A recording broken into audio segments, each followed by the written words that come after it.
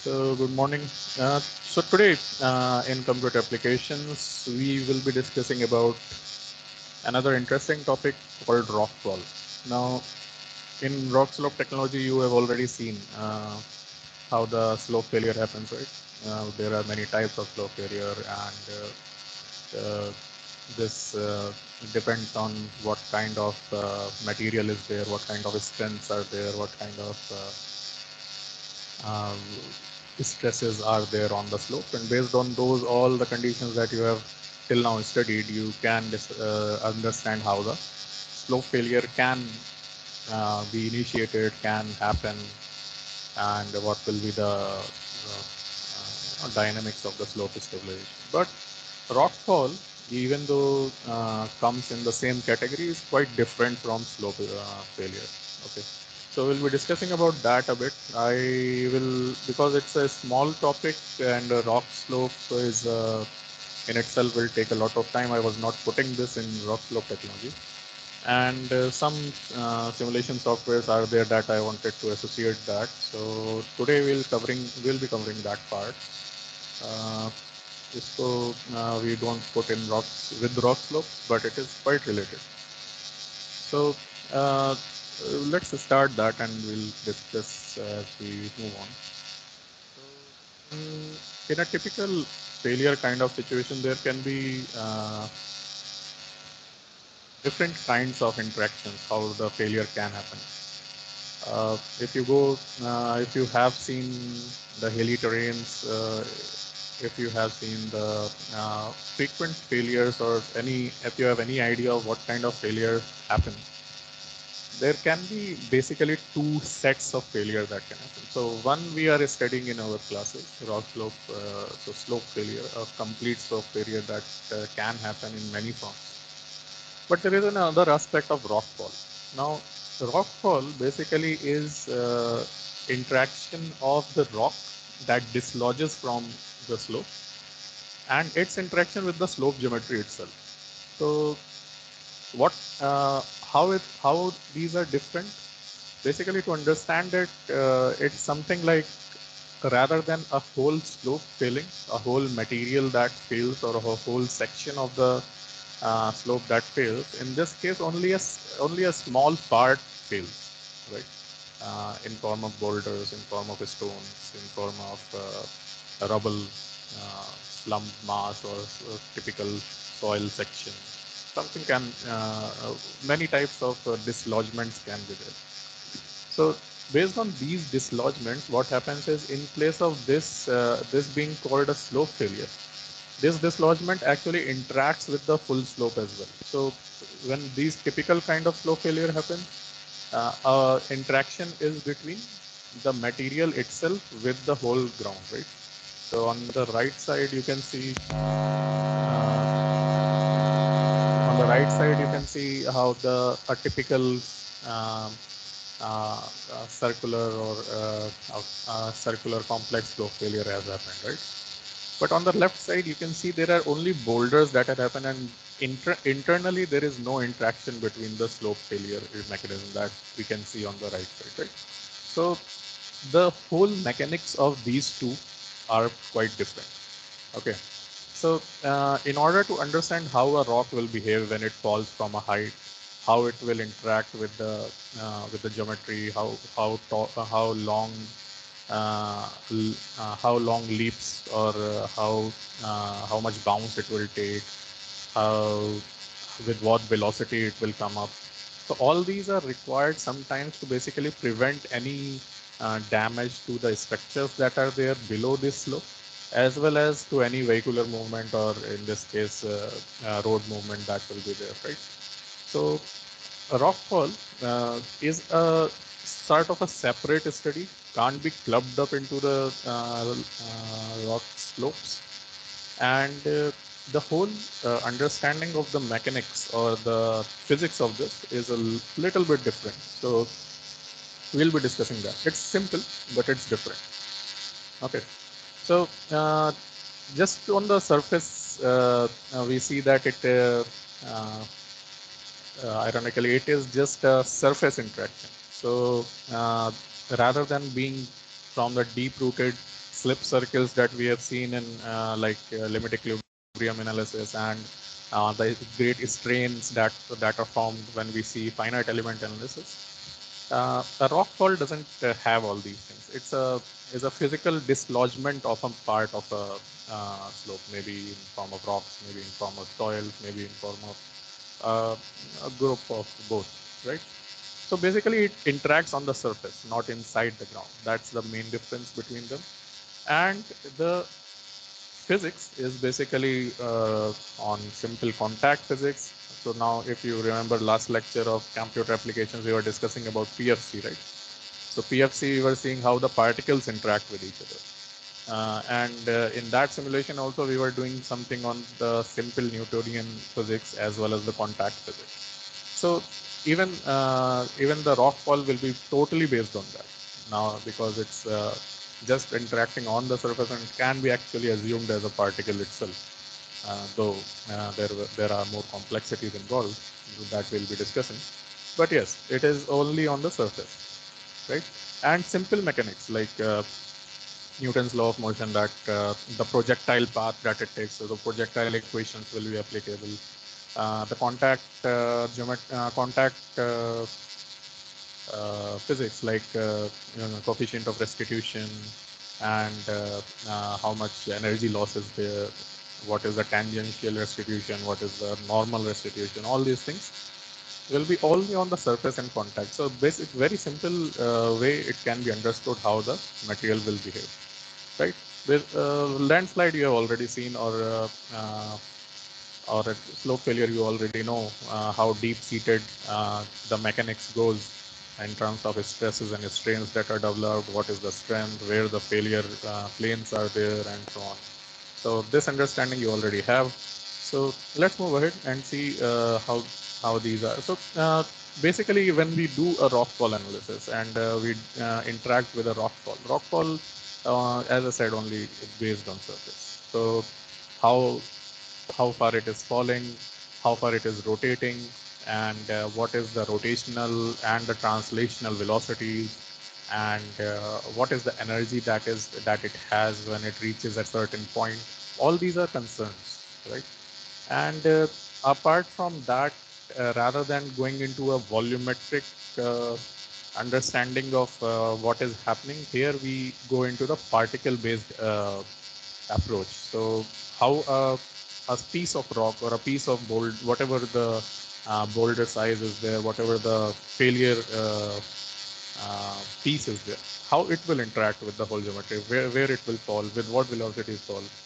Suppose we have a structure here, we इसमें तो नहीं है, but if we have a road here, so will it be dangerous for the road movement? अगर यहाँ पे हम लोगों को एक कंस्ट्रक्शन करना है and these kind of failure is happening, or the rock fall is very frequent, then will it be dangerous if we do a construction in the region where actually the fall is uh, bypassing it? Will it be possible in that way? So all these things are done when are understood by the typical rock fall analysis. So in apart from rockfall just in happening in case of natural slopes or the slope failure, we also have to understand many other aspects of material flow, especially like, for example, one way or the one area in which this type of analysis is also applicable is our overburden dumping. So when we dump our overburdens in external dumps, internal dumps very less, but external dumps where large amount of dumping is done on the edge, or the free flow dumping. There are different types of dumping you might have learned, but if not, we will take that as well sometime. So various types of dumping, and in end dumping and free flow dumping, we basically are allowing the material to flow over, right? So it basically behaving something like a free rock fall. A number of rock pieces are allowed to basically fall off, right? Uh, in itself, they don't have any compression, any settlement. They don't have, and apart from the gravity settlement that you said, right? You can hear me, right, everyone? Yes, sir. Yeah. Okay.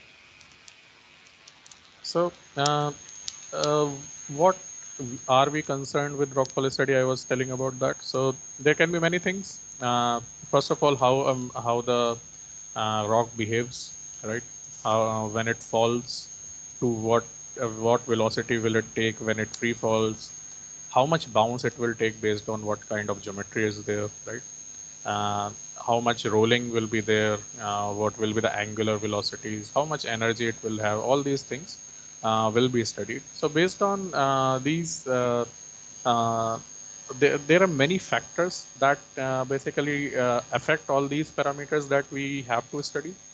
And that can be based on all the interaction parameters, like what is the nature of the falling rock. So in falling rock, it can be of any shape and size, right? It can be close to a spherical surface. It can be uh, even a cubical or a cuboidal surface if there are failure planes are there. And if a block failure happens, the block can be made by three sets of joints, right? So if the three set joint block failure happens, then it will be like a cuboidal surface that will fail, right? And what is the size? It can be very small pieces of hardly 1 centimeter or 2 centimeter to large pieces of 1 meter cube or something, right? So based on that, all these parameters will change. Now, contact nature is something like how much friction it has with respect to the material that it will interact with, right? How much coefficient of restitution is there with respect to the material it will interact with, and so on. So similarly, for even for the interaction material, the slope material, same things will be there. How much roughness is there? How much contact hardness, because the impact will depend on that, and how much resistance. So resistance will be due to it itself. Like if the soil is there, it will have higher resistance towards motion than a very rigid or hard rock, right? And if there is a vegetation cover on the slope, that will also affect, right? So there will be dampening of the movement, so that will be good. So all these things we have to consider while we are doing a rock fall type of a study, where it will go, where it will reach, and so on, right? And obviously the geometry is a primary parameter that will affect how the rock falls, right? Height, slope, and undulations. Location of the rock failure, where from it is dislodging. Is it dislodging from a very low point or a very high point, or before dislodging, is it free falling, or is it having some slant area where it gains the velocity and then falls? What kind of location is there, and any obstacles or barriers that are there that will prevent rockfall to reach any certain place, or so on.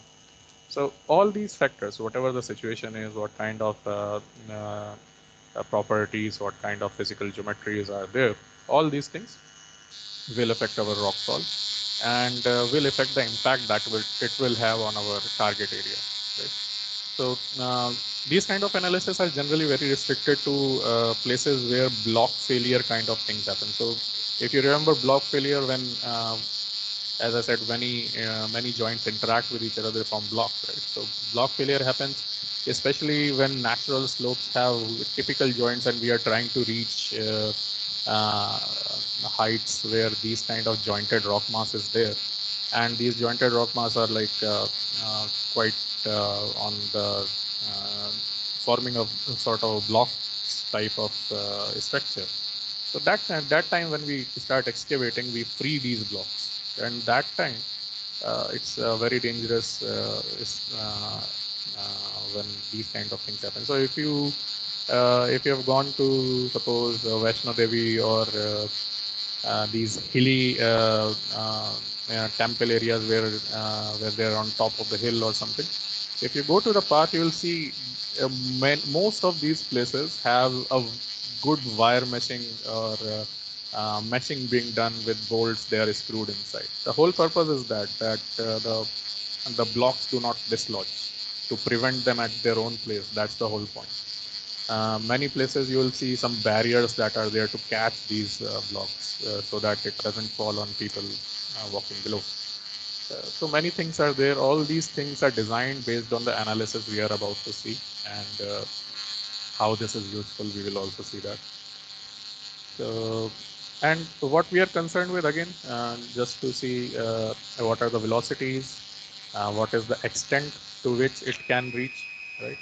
What is the height of the bounds, what is the energy of impact, and so on. Okay, so all these things are our concern areas. Now, uh, this was very basic about what happens, but how to basically simulate it. To do that, we have a good software that is, even though we can do it manually also, we can understand what is the mass and we can see where it will fall and we can understand its dynamics and calculate it. But why to do that? We have a good software called Rockfall. Uh, Name also is very similar to what it does. And let me show you that.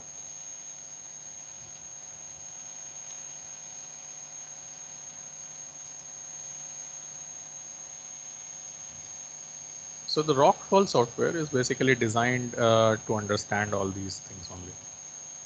It has this simple interface. It is also by Rock Science. So Rock Science creates good softwares. Phase, Slide, all are from them.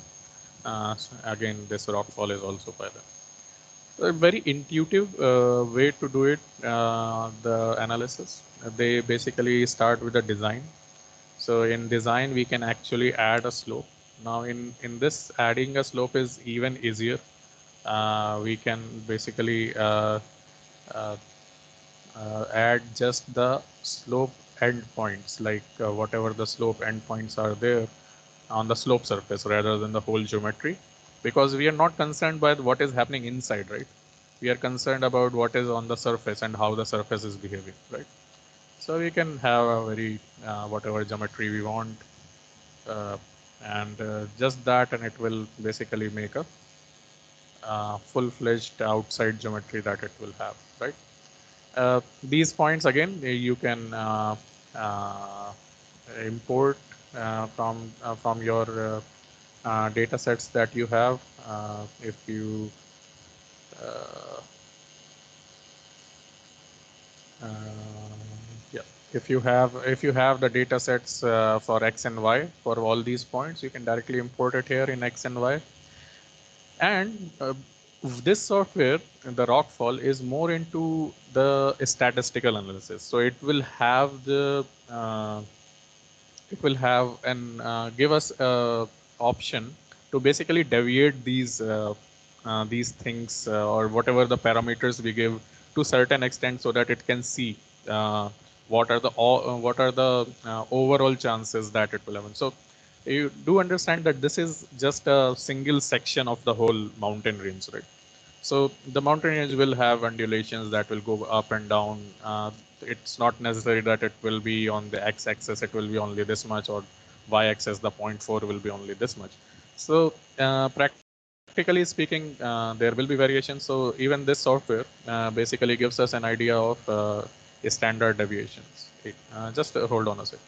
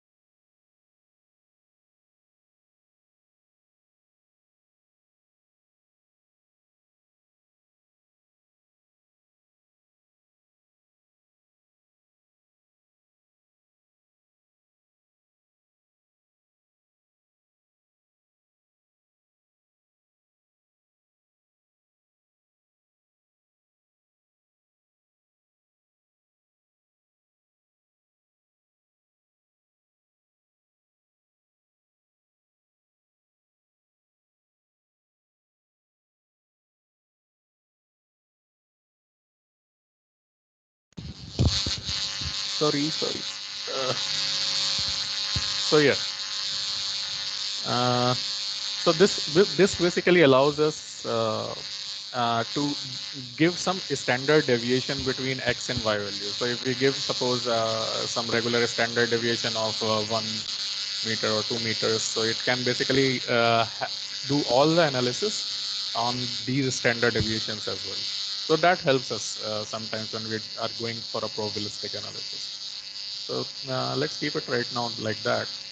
Now, once the geometry is decided, as usual, you remember for all the rock science out where we have a typical workflow, we decide the geometry, we have to give the material properties as well. Now, in this material properties, uh, it doesn't matter what is inside, right? Because we are just interacting on the surface. So the material properties will be based on what kind of surface interaction is there. So if you see, the material properties that it wants is basically based on contact information. So what is the normal angle of restitution, right? Or the percentage, fraction of restitution. What is the tangential restitution? So for everyone's knowledge, restitution is basically the ratio. Suppose if you drop a ball from 1 meter height, what is the height it will bounce back? Sort of to understand it very simply. So there are many mechanics that is working on that, how much transformation is there from one part to another. You're still getting a buzzing noise.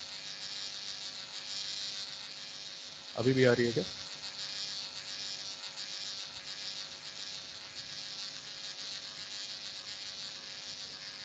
Is it still problem? Yes.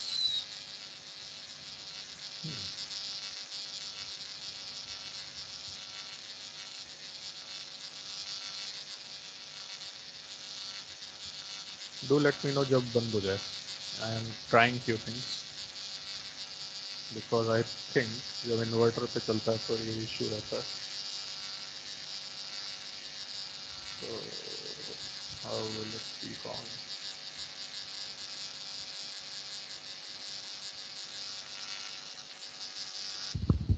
अब मैं ऐसे बोलूँ तो it reduces क्या? If I talk like this, does this help? Last time it worked. इससे sir आवाज थोड़ी कम आ रही है. हाँ, आवाज तो मैं तेज कर लूंगा, लेकिन वो बजिंग तुम्हारी कम हुई कि नहीं? बजिंग पूरा बंद हो गया. पूरा बंद हो गया. That is good. ठीक है. तो क्या है? So what basically what we are talking about is material properties. So in this material properties, it only requires the contact information. So restitution, it was like uh, what is the ratio of final energy to the initial energy. So impact energy to the returned energy or the uh, restituted energy. So basically, the concept is that when anything strikes on any surface, it absorbs some energy, right? An ideal surface won't absorb any energy. Whatever it gets, it returns back. So उस case में, in that case, restitution will be 1. So अगर तुम्हारा it is dropping, a ball is dropping from 1 meter height, it will go back to 1 meter height as well. So ideal case वो रहेगा. But ideal case नहीं होता. There are many things that affect restitution. Friction is one. Absorbance is one. तो energy absorb होती है जब impact होता है. Even molecular redistribution happens when material is there. और अगर हमारे जियोलॉजिकल मटेरियल्स हैं जो हम लोगों से रेलिवेंट है, जैसे सॉयल हो गया, रॉक्स हो गई, तो these also interact very well, तो रेस्टिट्यूशन काफ़ी कम हो जाता है. Like if you throw a ball on mud or soil sand, the it won't bounce that much, right? As compared to a rock or a concrete wall. So concept वही है, how much restitution is there, and in both directions, the normal direction and the tangential direction, right? So वो दोनों दे सकते हैं हम लोग. And even in this, we can give a good what sort of probabilistic distribution is there. So normal distribution, these all things we have already learned. क्या क्या distribution है, normal है, यूनिफॉर्म है, ट्रायंगुलर है, and based on that we can give standard deviation, minima, maxima, right, कर सकते हैं ये सब। और कितना फ्रिक्शन एंगल है, what kind of friction angle है। Now friction angle will be applicable जब डिपेंडिंग ऑन किस टाइप का मटेरियल है। अगर हमारा मटेरियल ऐसा है जो it will also be sliding, right, in that case friction will be applicable. इसमें दोनों सेटिंग्स हैं। We can either use a sliding or a lump sort of material, or we can use a rigid body material. तो rigid body में क्या assume करता है वो कि there is no relative sliding, तो फ्रिक्शन वाला कंपोनेंट कम हो जाता है और रोटेशन वाला कंपोनेंट बढ़ जाता है। तो rotation and based on different factors, तुम्हारे rotational velocity, rotational momentum, everything start. तो थोड़े से कंसेप्ट हैं, बहुत ज़्यादा नहीं। And we can also give slow roughness in some cases, that's okay.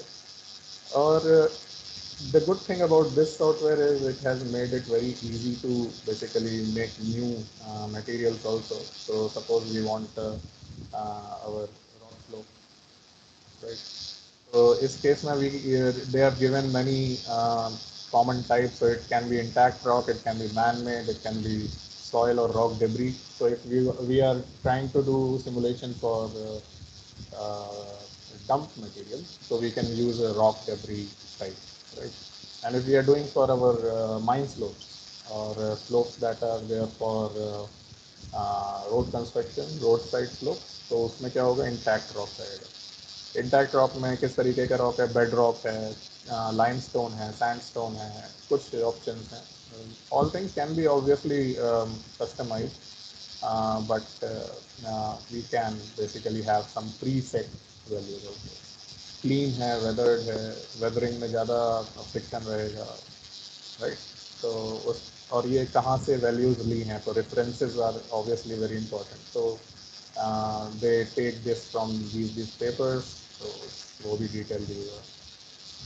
So you can choose anyone. We can even now change these and use these distributions for calculating deviations and so on, and we can use that material as well. ठीक है, तो इस तरीके से we can define material, okay. But यहाँ पे application of material assignment जो हम लोग we have seen in phase and slide, that is quite different, okay. So in material assignment in phase and slide, we used to give material boundaries, right? यहाँ से material boundary draw करते थे, inside कहाँ कहाँ material है, and then we used to put that material. Now यहाँ पे we don't care about that, right? Inside what is happening, we don't care. We just need the properties of the surface. तो इसलिए all the materials are basically divided into these vertices. जो हम लोगों ने vertices डाली है ना ये सब, तो इनके बीच में whatever the material is there, that can be assigned as different properties. So suppose this is there, we can assign it as something different. Between that, we can assign it as something different, and so on. So we can define based on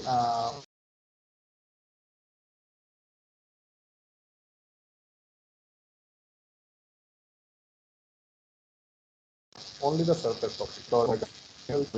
And then we next step is we define where from the rock will fall. So that is called the seed, or the position of the seeder.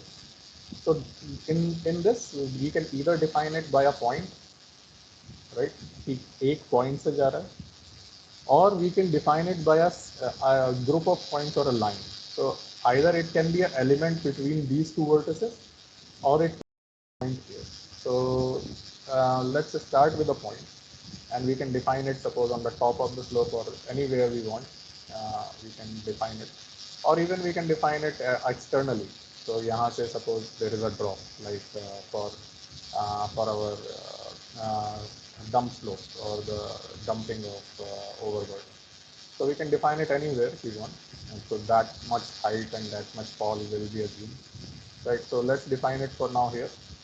And as soon as I click, it gives me properties, how many number of rocks do you want to calculate. So let's see, let's put some good big number, suppose 300 rocks I want to simulate. And So all these rocks belong to certain group.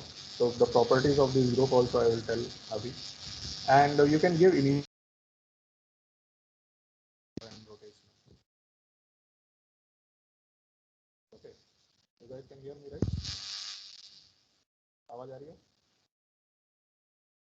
बता दो बता दो. Yes sir आ रही है.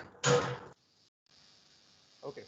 So इसमें हम लोग we can give rotational velocity, we can give kinetic horizontal and vertical velocities easily. Screen And is not visible. The screen. shared screen is not visible. No, sir. नहीं sir दिख रही है. Sir, visible, it is visible. You check there might be some screen here there. आपकी आवाज sir कम आ रही है अभी. आवाज कम आ रही है. अगर मैं ऐसे कर दूं तो वो that problem is there still or not? Yes, sir, buzzing sound is there. Buzzing फिर से हो गई. तो ऐसे ही buzzing नहीं होगी. And I will try to be louder. ठीक है. जब buzzing start हो जाए तो बताना. ठीक. Okay. So all the initial conditions of velocities can be given, right? And you can define what kind of rock is there. So मैंने जैसे बताया था, as I was saying कि there can be different type of rock properties also, like it can have different shapes, different sizes, right? So that all can be defined in what kind of rock we define. So in that, we can give the mass or in kgs, what is the mass of the rock, and that can be calculated by say directly. If it is a spherical and it has some radius, you can directly calculate its mass, or it is cubical and you have some dimensions. If it is a block and you have some dimensions, basically you can calculate based on what kind of density you give, you will get the mass as well. So density is given. Even densities we can have based on what kind of material we want to choose. So suppose it is silt stone or a shale, it will have some definite densities. Based on that, a big size of this one, this size block will have a certain weight, right? Now, the right now the analysis is in a lump mode. So lump mode, as I was saying, it uses the frictional part of it, and the material is assumed to be a point mass that basically slides also and bounces also. So let's keep it that way, and then we can have a rigid type of material as well. So let's keep it for now as a lump material, and click OK. So now we are ready to basically find what are the results and how the material will fall and what will be the velocities, what will be the properties when this is executed. So if you click results, you can see that whatever the 300 rocks we designed, what the paths of these rocks will be and how they are bouncing with what trajectories they are taking, it is coming here. So if you want to basically check any one, just choose which rock you want to. Suppose this one is bouncing very much. So I want to see how it basically works out. Uh, and so you can animate the path and you can see how this basically moves. Okay, so this is how it works. Just give me 1 second more.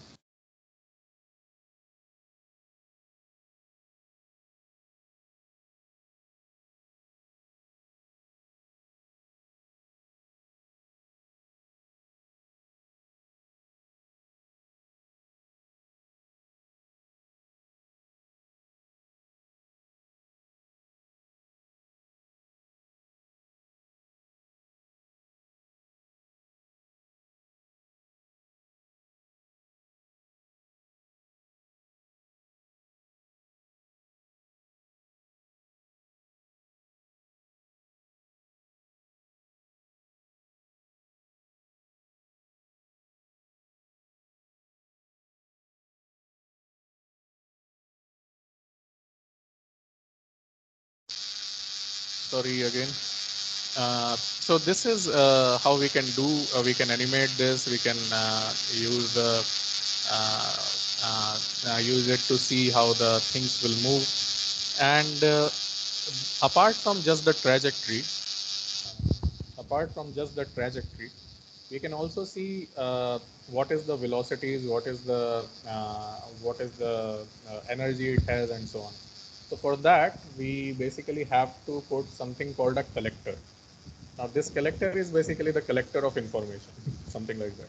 So if you introduce a collector, whatever in whatever place you want, it will collect all the information that you are getting from these trajectories. So suppose you want to plot, get some data of rocks that are having whatever velocities they are having. So suppose you have to see translational velocity. So if you graph that, so you can see what are the maximum velocities the maximum number of rocks have. So the maximum velocities goes to around 36 or 36.5 meter per second, and the maximum number of rocks that have certain velocities is around between 29 and 30, something around 29.5 meter per second, right? So we get an idea of what will be the maximum velocities and what will be the average velocities of these, and based on that we can actually 689. 689. actually design what kind of protection measures we have to give, right?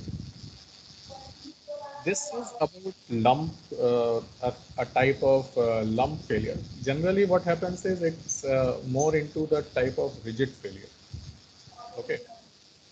So in rigid failure, what happens is the sliding doesn't happen. So let's change that and convert from lump to slide, right?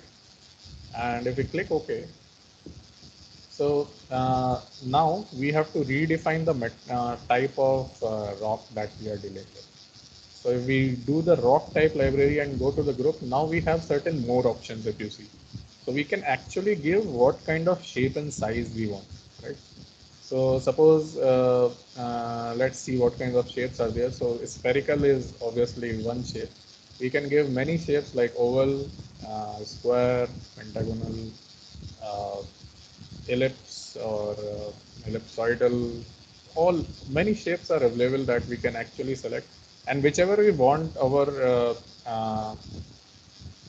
model to have, that all we can select: egg shaped, ellipse shaped, there are super ellipsoids. So all things can be done. These are like smooth shapes. We can have even the polygons in the particular hard shapes that are called like squares, triangles, pentagons, hexagons, and so on. So if we are definite that there will be block failure, we can have something like a polygonal rectangle also. And for each type of smooth and these shapes, we can define which uh, how many of those will be there, how many of these types of rocks will be there. So we can define individual masses as well. If we want to increase more groups, we can do individual masses and individual densities. Otherwise, it will automatically calculate the masses and the densities on the basis of this. And in the seeder, if you whatever the seeder we have given in that properties, we can actually go for 300 number of rocks for all type of rock types. So apart from 300 of for one type, we can have for all types. And suppose it is falling from certain height, so we want to give some initial vertical velocity, horizontal velocity as well. So we can do that. And let's see what happens now.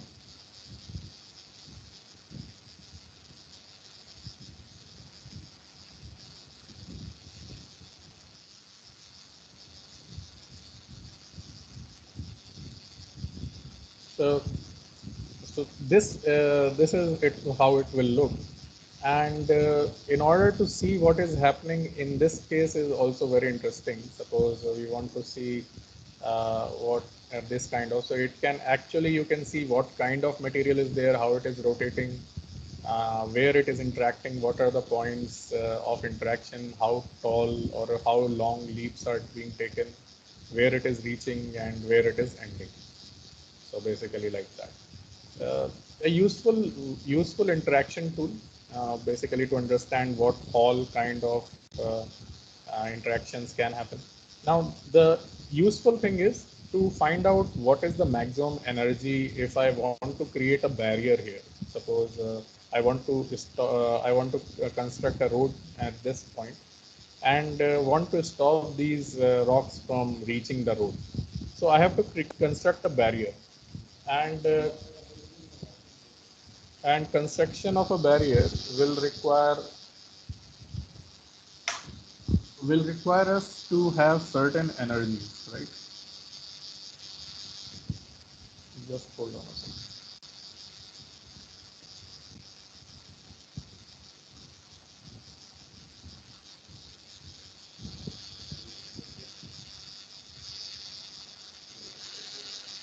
जो भेज दिए मेरे को काम.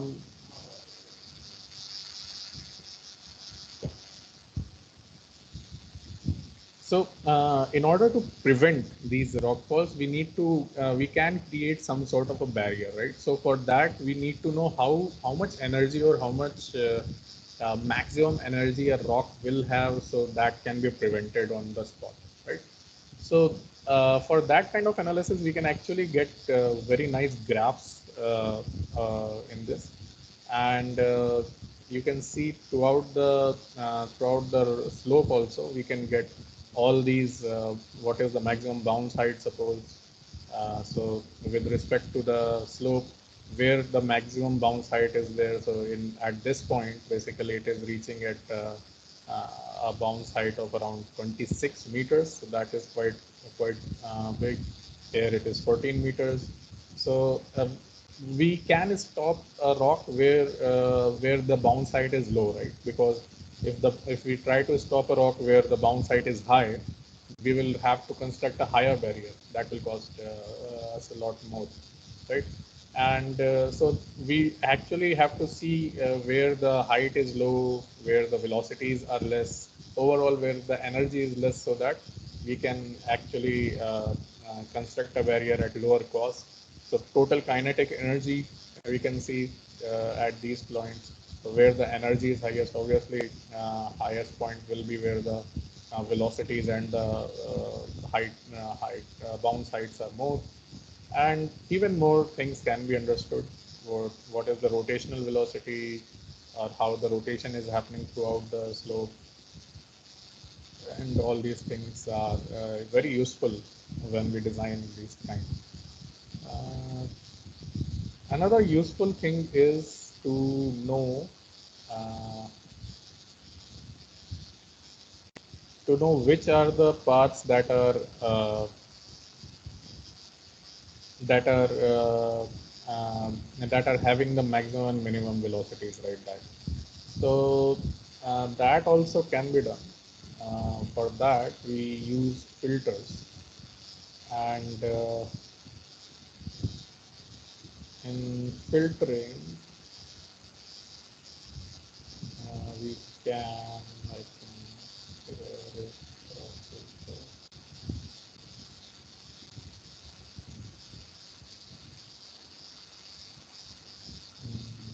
Yeah, filter by impact, and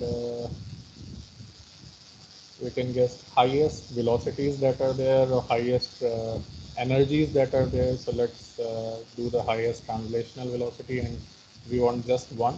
So if whatever the rock with the highest velocity, that can be filtered out. Whatever the rock that will have the highest total energy, that can be filtered out. That will be this one only. So you can see how the which kind of rock it has assumed that it will have a highest rockfall or the highest energy, right?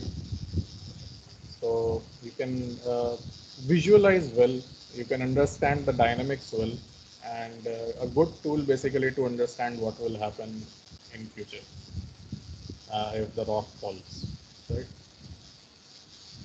Uh, Now we understand what the rock will behave like for a particular geometry, but what to do with that data? So we can actually simulate also. Uh, we can also simulate a sort of a barrier construction. So we can add barriers in that. So for that, we can remove these results first, and we can add a barrier. So in adding a barrier, we can basically define the location based on our previous results. So let's put it here, right? Now we can define a length of it or the height of it, and we can give its properties. So the height can be given, the inclination can be given, and you can define what kind of barrier it is there. It has infinite capacity or it has some custom capacity. Obviously there will be some capacity in kilojoules. Suppose 300 kilojoules it obstructs or more, and even on the basis of that you can use predefined models. So there are many companies, like you might have heard about GeoBurg, McAfee, right? So these companies do these uh, rockfall barriers, and they have defined these products based on what kind of energy they can absorb. So GRE 100, suppose, will have a 100 kilojoule capacity, 500, 1000, all these things will have definite capacities, right? Similarly for McAfee also, they have some definitions accordingly. We can choose any standard one as well. Let's choose, suppose, 500, and let's click OK and see what happens. So if you now calculate the results,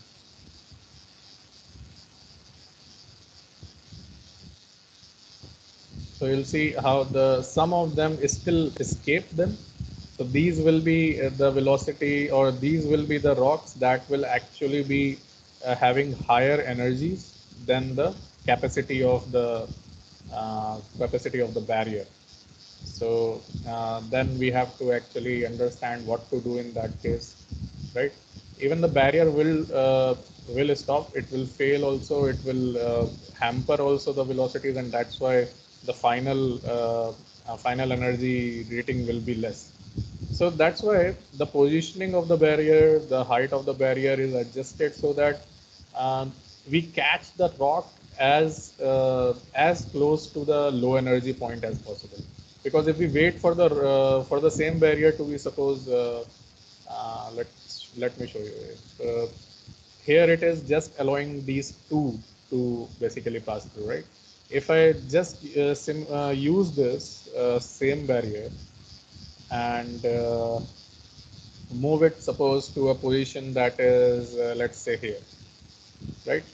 And now if I say what will happen, you can understand that the velocities, due to the velocities and the energy that is there below, it will be quite high as compared to that, even though it is restricting most still, but the energies that it has to deal with is more, right? So if you might have seen the message, 13 of them basically had passed. So that's the whole point. So because here, if you actually put the barrier on top, this will have the best results, because you are basically preventing most of the rocks at the least energy point, right? So none of them basically pass through, right? That's the whole concept of how we try to basically understand the rockfall, its energies, its heights, and how we design basically a barrier. So in practicality, how a rockfall barrier looks is, let me show you that.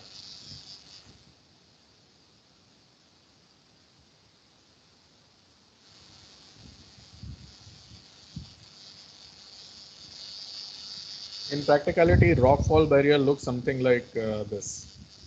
So these are inclined and positioned, anchored well, and whatever the rock falls from the top, they basically are captured here. Now these are flexible, not rigid.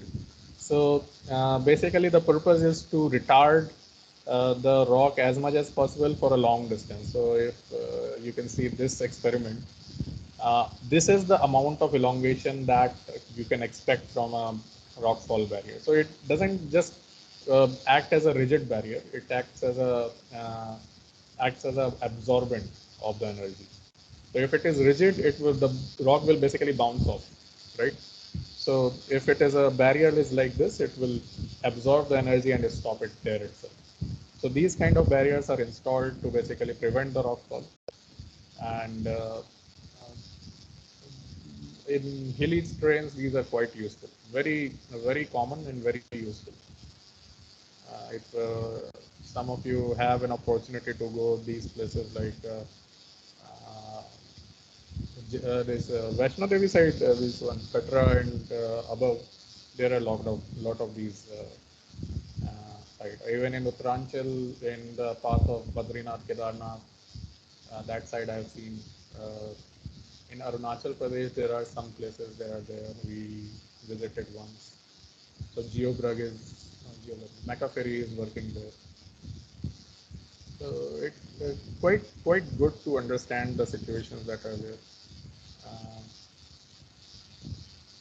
I think that's about it for rockfall and related simulations. What I wanted to show you was how actually a simple task like this also needs some computational resources, and how a simple computational resource can be so intuitive to basically let us understand how the rock falls, how it behaves, what kind of falls can happen, and what kind of basically energy we are dealing with. So quite interesting, uh, especially when you have these capabilities of software. Right. So any questions in this? Any questions regarding rock falls? Uh, there is one literature I want to show you.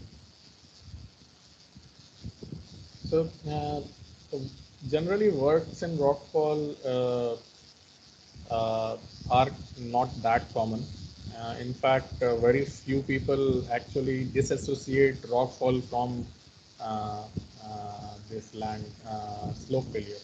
So, and a good understanding of what is the difference between these, how they are dealt differently, how they are understood differently, and how they can lead to different type of problems is a requirement. Uh, the group of Professor T.N. Singh, he was one of my PhD guides, and one Mr. K. Ansari, they basically worked a lot on, worked quite a bit on rockfall hazard management. In fact, they were one of the pioneers who worked in rockfall. Uh, Professor T.N. Singh right now is the Vice Chancellor in one of the colleges in Varanasi called Kashi Vidyapith. So he was in IIT Bombay while I was doing my PhD. So quite a awesome person. So he and their group basically did a core research of how to find these coefficient of restitutions. So for each and every material, the coefficient of restitution will be different, right? So whatever the properties we are giving for these materials. So basically what they did was they made a very frugal arrangement for finding out what are the restitution. So basically they uh, had this arrangement where they can have a flat plate that can be inclined at a certain angle, right? And they drop steel balls from a height, and they kept the material they wanted to analyze on top of this plate, right? And they saw that how much, if suppose from 1 meter the ball is dropped and it bounced to certain at certain angle to certain distance also.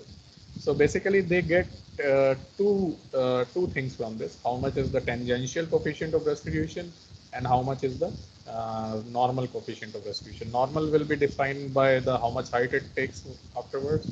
Tangential will be decided by how much it goes ahead, right?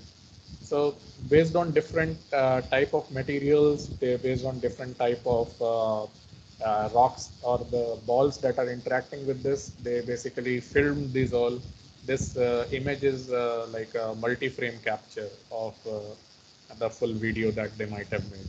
So multiple frames are basically captured here, and based on the screens they have put, they basically measure it, and based on the measurement, they find out how much the restitution will be there, how much on both of the sides. Quite a good, unique experiment set that they have done to understand how a material will have behave in terms of contact properties. So nice study they have done, and based on these studies, basically they have designed many rockfall barriers in places where it was quite difficult to understand how the mechanics work. So good to see these unique research. Very simple but very useful. So this the person we are talking about is MP Ansari, and my professor was PM Singh. So quite a good book. So that was about it for Rockfall. If any questions are there, we can have them now. Useful way to interact and understand Rockfall. Quite different from landslide or slope failure, but it still requires quite a good amount of study, right? Yes. Any questions, or we can close for now. This was anyways a small class. I wanted to take this topic because we didn't want to cover it in rock slope technology. So that's it. Any questions we can have? Otherwise, we'll be meeting for the rock slope technology class at 3. So we'll see you then. Hello, sir. Yes. Sir, there is some condition that while one rock falls on another rock, then the another rock may also break. So, this kind of condition, can we see this kind of condition with this software? In this software, there are 2 modes, right? There is one lump mode and there is one rigid body mode, right? So the lump mode actually assumes that the material will be fragile enough and it will have that kind of behavior where it goes and interacts and gets distorted. Rigid body is a kind of interaction where the body assumed to be rigid, right? So that is there, but exactly if you want to have a rigid body deterioration, I don't think it has in terms of that, because they basically assume that even if the body breaks, the total amount of velocity and the total amount of energy is conserved.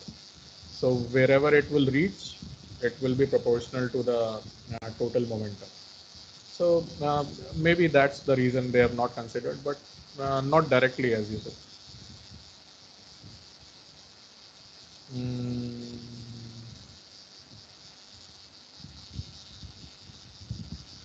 does that answer, Jagdish?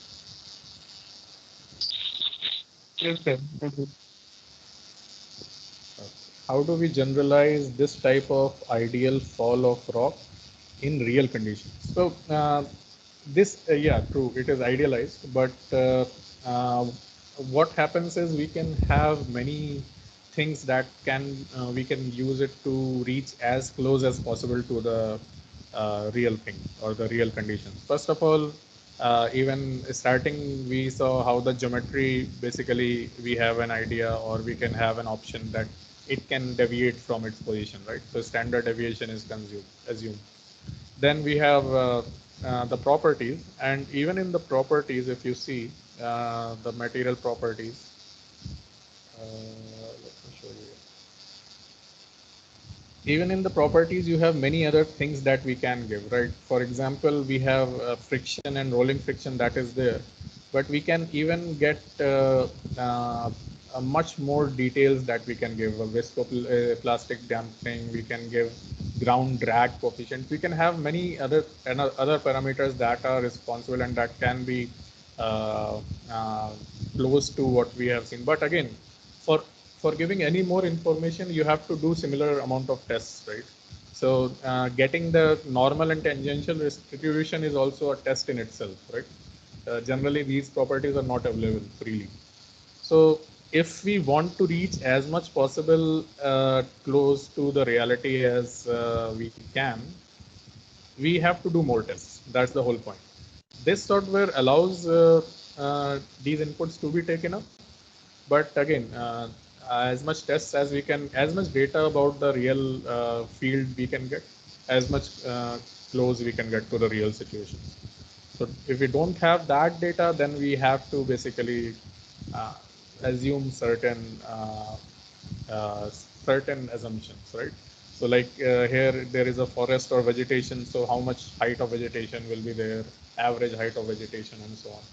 So they have tried to basically come up with the options where we can reach the reality, but we need data for that, right? We need expressive data of all these properties. If you have that data, if you have done sufficient analysis of the area, then you can actually come very close to simulation to the reality.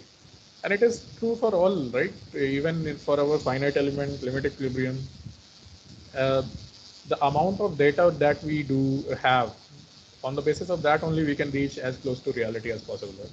So similarly for this as well. Need more data. That's the whole point. If you don't have, then take assumptions. That's the whole way we go ahead with the simulation. So, right? But intelligent assumptions, not like any random assumptions. So we have to understand why we are taking these assumptions as well. That it might be somewhere close to this because blah blah reason. So that reason should be known, right? That's the whole point of being an engineer. Does that answer, Indrajit? Little bit.